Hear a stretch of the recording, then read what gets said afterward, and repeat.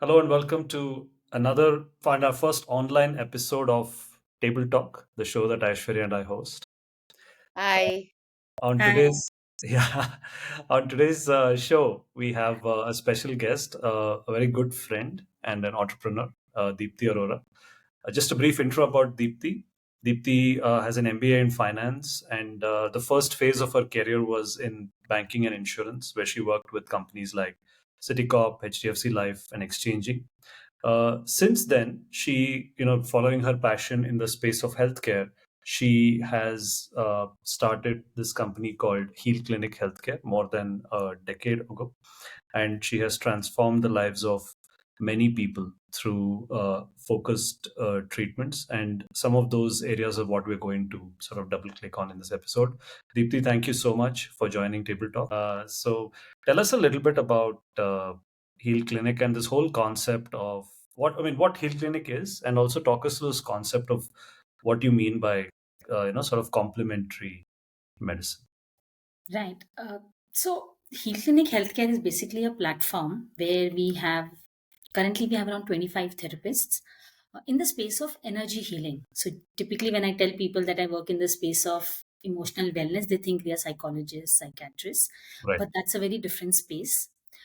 That's more into mental wellness, and now they are moving into emotional wellness. But what the work we do under Heal Clinic is purely energy healing. And when I say energy healing, it includes therapies which are very well known, like Reiki, pranic healing, which have gained a lot of prominence in the last 2-3 decades, but Mhm. also different therapies like, if you believe in it, past life regression, inner child therapies, family constellations, radical healing, then even predictive or guided therapies like astrology, tarot reading, numerology. So it covers the whole spectrum Mm. of healing modalities which work with individuals not as the physical body that we see, but as the subtle energy body that we have. Okay. So, as I mean, we have generally not been taught about these other bodies, but people who are deep into yoga know that there are five koshas, and that is what we talk about. The not the just the first kosha, but the second, third, fourth kosha, because we believe that most of the challenges that we face in our lives, whether it is physical ailments, emotional challenges, relationship challenges, they all first happen in our subtle bodies, and when they are not addressed there, that is when they come up in a very gross format in our life, whether it is as a physical ailment or in terms of some other challenges in our lives. So that is what we do at Heal Clinic: one-to-one sessions, workshops, events, different things. So how did you start this, Deepti? How did you kind of chance upon this? And I'm trying to get into the how and the why actually because it's Yeah, very no, so interesting. yeah, it's actually very interesting because, like Srini introduced me, my education is very hardcore MBA finance and corporate, and my family structure, my friends around me are all into very, I would call them as left brain, Hmm. typical A type personalities, as psychology says.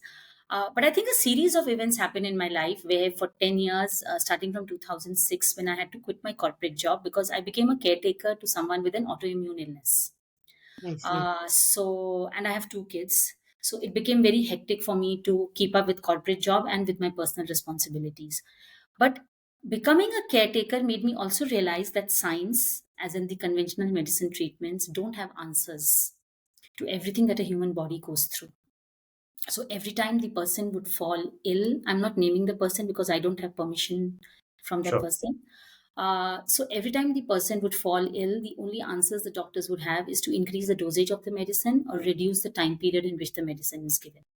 That Mm. was one. Secondly, nobody spoke about the side effects of the medicines. If there was a physical side effect, then more medicines were prescribed, and emotional and mental wellness was not looked at all. That these medicines and the illness can have a psychological, I'm talking about this in the 2000s. Mm. Right. Right now the scenario has changed a bit, but in 2000 nobody talked about those stuff. And that is when I started exploring what else can we do to help the person. Mm. And that is how Heal Clinic started. It started as a very small website where we just listed some therapists to help people. Mm. But soon there was a need in the next 1 or 2 years where people started calling us and asking that, you know what, you have a list of therapists, great, but we are confused. Which therapy to go for? Should we go for Reiki? Should we go for pranic healing? Should we go for past life? Should we go for inner child? And which therapist is someone who will work for us? So I started then researching and studying deeply into that what is the difference between the therapies, how do each therapist work differently, and that is how Heal Clinic reached its current form. So mention that when people come, I mean, this is something that what can we call as let's use the word mainstream medicine treats the body, and I believe that a lot of people have belief in mainstream medicine, right? they Yes. they feel like, okay, if you pop a pill or you go through surgery or you go to a specialist, then you will get cured, so there is that confidence. Which is fine. I mean, that's conventional. But when it comes to therapies like this, do people really? I mean, is it only the people who believe or who have the faith? Yeah. Are So, they the only ones who sort of come through and experience? No. So, like I said, like in my case, I went when there was no other option left for me. So, a Right. lot of people also come to these therapies as a last resort when medicines are not working on them. Okay. Or people come, yes, with faith. That's first lot is the faith. The second is when you are at your last resort. The Mhm. third is also now, again, I'll say post COVID, because we see a lot of change post COVID, at least at Heal Clinic, where a lot of people are now coming and willing to try. Because the kind of, especially with respect to the kind of anxiety, panic attacks, and relationship issues, that these are the three topmost, I would say. mm, The issues that people are facing, for which uh, conventional medicines don't have a clear cut answer. Not that alternate therapies have a clear cut answer, but people are also realizing that just popping pills does not help in the long run. Right. So they are looking for deeper solutions. They may not know what they're looking for. And I think that's when a platform like Heal Clinic helps, because here you don't directly go into a therapist who's trying to sell a service. Right. So we actually spend time, and sometimes we also tell them that therapy won't help you, or what is it like you need to do in life. Sometimes they just need to, like, for example, I'll tell you, today morning I had a call from this female who's had a very bad breakup. Hmm. But she's like, I've had a bad breakup. It's very painful. But I need a confirmation that he's the guy who's going to be there in my life so that I can go behind him. Hmm. that So is not any kind of therapy. That that's is, what. yeah. So it's taken me 10 minutes. I don't know how much she's understood, but I spent 10 minutes in just trying to help her understand that no therapy can help her in that, in Mm. getting the guy back. What Yes. therapy can help her is in dealing with the pain. And that is where most of the problems come up. So, given that you mentioned that this space is not regulated, what are some of the things that might hold people back from actually embracing these in a big way? So I just want to add to that question. Like you said, this is very different from psychology and that kind of therapy. So, and of course, it's a lot better now. But the world over, there's always stigma around anything that is Yes. alternative, right? There is a lot of Yes. stigma. It's a lot better now. People talk about, We'll talk about you know, it. not only mental health, but the connection between mental and physical well-being. People talk about it, they realize it. So whatever you went through, 10 years, whatever, 15 years ago, and the journey that you made, there are a lot of people who are aware that this is possible. It's really asked as to what stops them from coming here, or what are the kind of Yeah. fears that they have. So, one, it is fear based. Because people who are not aware of what it is, energy is a very intangible. So we are okay with using mobile phones, with laptops, which are all energy based. It's the Hmm. same funda if you see. Like, how does your laptop, how does your mobile phone work, or how are we talking right now? We're not sitting face to face. It's some Yeah. kind of energy which is working, right? So it's just that it's the same thing. So this concept has actually been taken from human body, because not Right. just human body, you have plants, you have animals, you have mountains. I mean, spaces, everything has energy. So because there is no, I would also say that because our education system, the environment in which we are brought up doesn't talk about this. Yeah. So there's a lot of skepticism, because this is something when you grow up and suddenly somebody throws it at you, you are like, okay, my entire education, my entire work experience has never spoken about this. So is this something which is okay? Secondly, which is changing now to a certain extent, there is no scientific evidence. So we have also taught to believe that what we can't see, what we can't believe, or what has not been proven by science does not exist. Right. And but now it's nice to see that worldwide there are organizations which are doing research into this, especially with meditation and yoga. There's been a lot of research, acupuncture. In fact, Reiki is now legally accepted in a lot of hospitals in UK and in US, where they are offering it as an option, especially Mhm. post surgery, for faster healing. Yes. Acupuncture, chiropractor is something that the doctors have started recommending. There's an interesting modality called family constellation, which actually in Brazil, it's a modality which helps you understand the underlying patterns of where this issue is coming from. So in Brazil, in legal courts, it has been accepted to use family constellations. But in my experience now, in 10 years in this space, I look at it as that you don't have a choice if you want to change the way you're living your life, because I honestly feel that most people in this world are not living a life as per their potential, Mm. because Right. there's so much of these, I don't know what word to use, but like as an onion, there are so many of these layers on top of us Yeah. that we are just just surviving. Mm.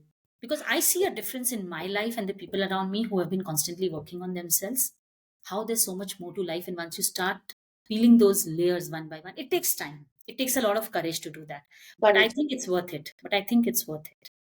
What is your message to uh, our audience in terms of helping them reaching their full potential by exploring some of these I, approaches?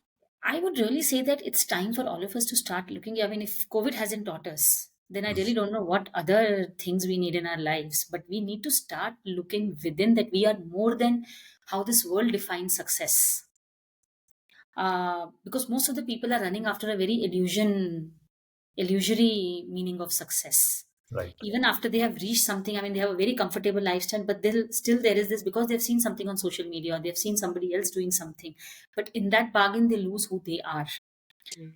So I would say that even if, like, yes, therapy would definitely help, but even if you're not willing to do that, in your daily routine, if you can bring about small changes, even if it is about sitting in silence for 10 minutes, which most of us find very difficult, to keep your Yeah. devices away and just sitting for 10 minutes doing nothing, that would be a very good starting point. Yep. That's Great. it.